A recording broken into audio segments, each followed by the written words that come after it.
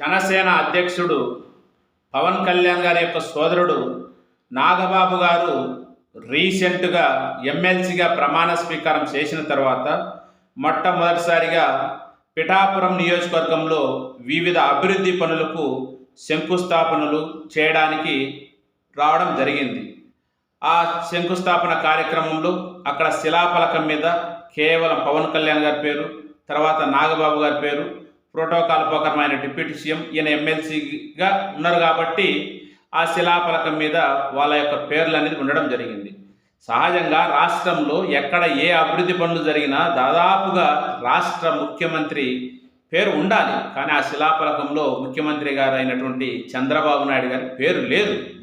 దీని మీద కొంతమంది టీడీపీ కార్యకర్తలు, టీడీపీ అభిమానులందరూ కూడా నిరసన వ్యక్తం చేయడమే కాకుండా ఒక రకమైనటువంటి ఘర్షణ కూడా జరగడం జరిగింది. వాస్తవంగా నాగబాబు గారి పర్యటనలో ఆయన ఎప్పుడు ఎక్కడ ఏ రాష్ట్రంలో ఏ ప్రాంతానికి పోయినా కూడా ఏదో ఒక వివాదాస్పదం జరుగుతుంది. దీనికి కారణం ఏంటంటే నాగబాబు గారి యొక్క మాట తీరు, ఆయన యొక్క వ్యవహార శైలి అనేది రాజకీయాల్లో ఉండాల్సిన విధంగా ఉండట్లేదు. ఏదో అధికారం ఉంది కదా, మా సోదరుడు డిప్యూటీ సీఎం కదా అనే ఉద్దేశంతో నోటికి ఏది వచ్చేది మాట్లాడడం, ఎలా అంటే అలా చేయడం ఆయన సరిగా ఉండట్లేదు.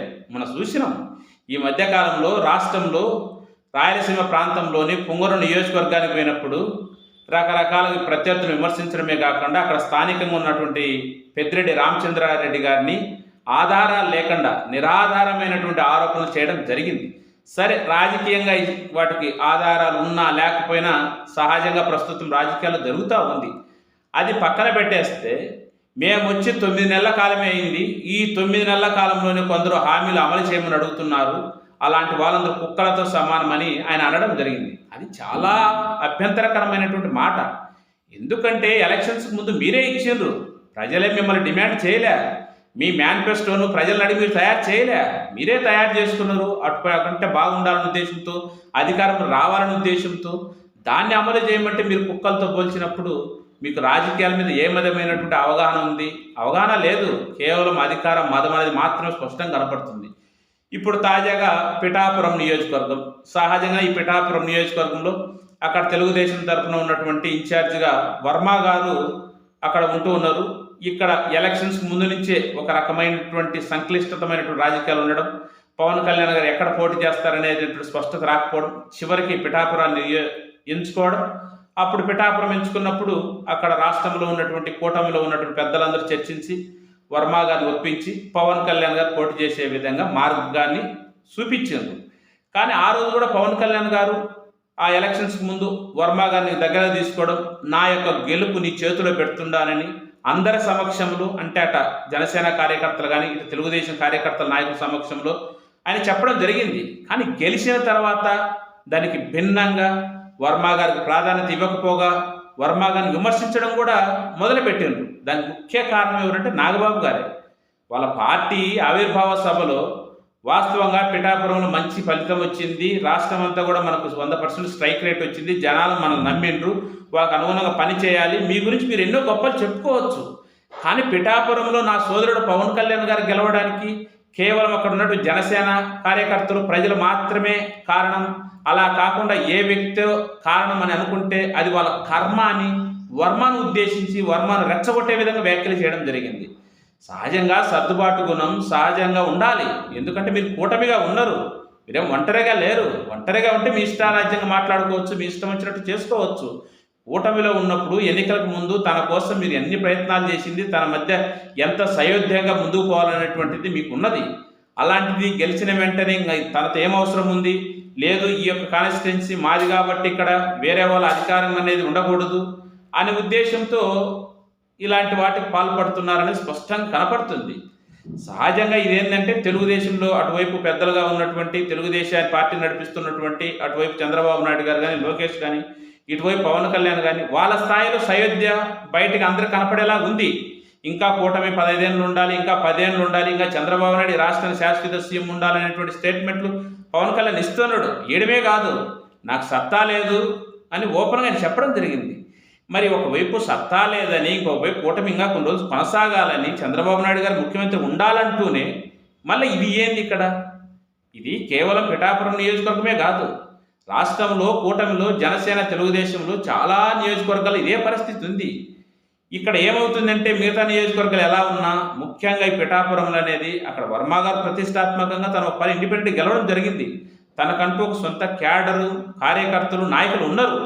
అదేవిధంగా పార్టీ తరఫున కూడా తన కొంత బలం ఉంది. కానీ అలాంటి వ్యక్తిని మీరు వాడుకొని వదిలేసిన తర్వాత అక్కడ జరుగుతున్న అన్యాయం, అవమానాలు వీటన్నింటికి ఇంకా ఆజ్యం పోసే విధంగా నాగబాబు యొక్క ప్రవర్తన తీరు ఉండడం అనేది అది వాళ్ళకే మంచిది కాదు. మనకేమి ఇబ్బంది లేదు. ఇంకా ఇక్కడ ఏంటంటే హైలైట్గా చివరిగా ఘర్షణ పడమే కాకుండా సాక్షాత్ నాగబాబు గారే అక్కడ తెలుగుదేశం కార్యకర్తల మీద కేసు పెట్టే విధంగా ఆయన ఫిర్యాదు చేయడం జరిగింది. దానికి ప్రతిగా తెలుగుదేశం కేసులు పెట్టడం అంటే ఒకరి మీద ఒకరు కేసులు, దాడులు ఇవన్నీ ప్రారంభమైనవి. ఇవి ఎంతవరకు పోతాయంటే ఎవరు చెప్పలేము. ఇది కేవలం పిఠాపురంలో మాత్రమే ఆగదు. ఎందుకంటే ఈ రాష్ట్రంలో ఎవరు ఒప్పుకోకపోయినా కూటమిలో తెలుగుదేశం అనేది పెద్ద పార్టీ, క్యాడర్ ఉన్న పార్టీ, ప్రతి గ్రామంలో కార్యకర్తలు ఉన్నటువంటి పార్టీ. అలాంటి పార్టీ మీద 21 సీట్లకు పరిమితమైనటువంటి ఒక పార్టీ ఆధిపత్య ధోరణి ప్రదర్శించాలన్నా, అహంకారంతో ముందుకు పోవాలన్నా, ఒకవేళ వాళ్ళ అవసరాలు రీత్యా కామ్గున్నా అది సాధ్యం కాదు. ఎక్కువ రోజులు మనం చూస్తున్నాం. అదే కదా ఇప్పుడు జరిగేది కూడా. ఒకవేళ ఏంటంటే పిఠాపురం మీరు సొంతంగా అక్కడ గెలిచింది కాబట్టి మీ మీద ఏదన్నా ఇదైతే బాగుండదు ఉద్దేశం తాగిండ్రు, కానీ వేరే నియోజకవర్గంలో ఆ పరిస్థితి ఉండదు. శిలాఫలకాల మీద సీఎం గారి ఫోటోలు లేకపోవడం, ఒక రకంగా చెప్పాలంటే ప్రోటోకాల్ అధికారులు కూడా మరి ఏం చేస్తున్నారు చూడాలి. ఏదేమైనా టోటల్గా నాగబాబు గారు రాజకీయాల్లో రాకముందు చాలా చూసినాం.